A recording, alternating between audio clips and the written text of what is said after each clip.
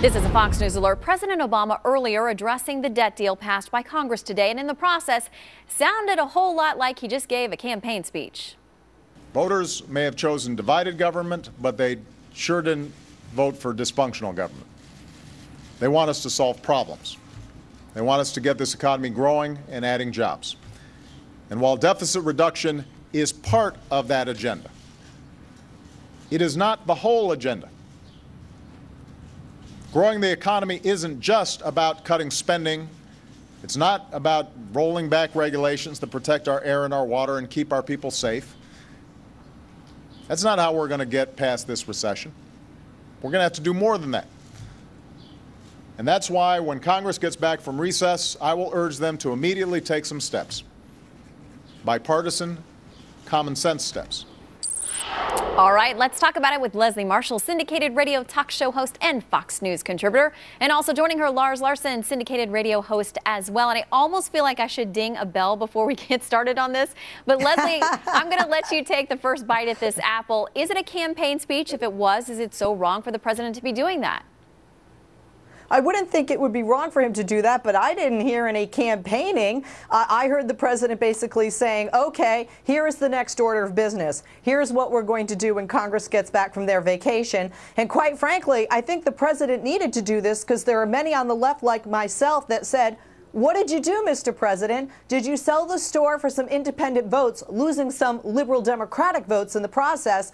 And I think he cleared that up a bit by saying, listen, it isn't just about the debt. And we're not over. This is not over. And by the way, it is about jobs. And Lars, where are those jobs bills, love? I know there's a heat wave. It's kind of tough for you guys to work under such temperatures. And we know, of course, the jobs poll at the top of when you're talking to potential voters, that is what Americans care about right now. So, Lars, you know, he's noting something very important. Unfair to characterize that as campaigning?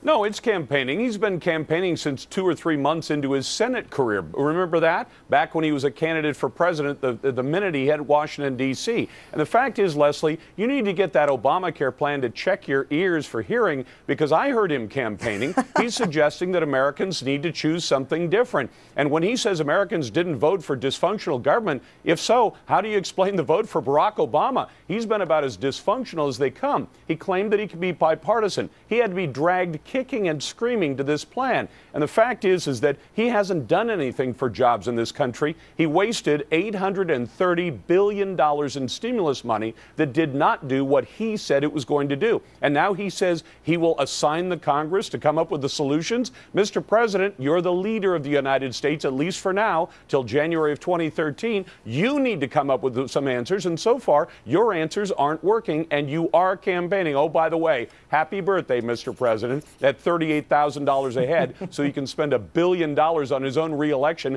while Americans are unemployed and talk about a fair share for the rich. Hey, Mr. President, donate half your campaign funds to putting Americans back to work, would you please? Leslie, I'm not even going to ask a question. I'm just going to let you respond, because there's a lot there.